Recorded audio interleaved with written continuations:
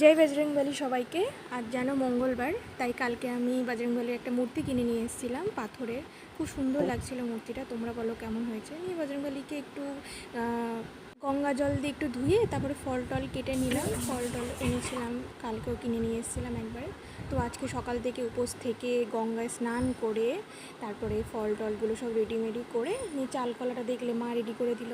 নিয়ে আমি বজরংবলীকে প্রসাদটা দিয়ে দিলাম, জল চাল কলা তারপরে 5 রকমের ফল মিষ্টি।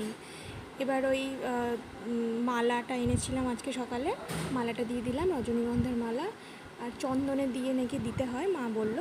তারপরে ধূপকাঠি দেখিয়ে দিলাম, মা কালীকে দেখিয়ে দিলাম। নিয়ে এবার হনুমানজিকে একটু তিলক দিয়ে দিলাম। তারপরে হনুমান চালিসা পড়ে নমস্কার করে এবার আর একটা মালা এনেছিলাম, ওই মালাটা আবার শিবলিঙ্গকে দিলাম। শিবলিঙ্গের মাথায় একটু জল ঢেলেছিলাম। তারপরে মা কালীকে প্রণাম করে নিলাম। তোমরাও কিন্তু প্রণাম করে নিও।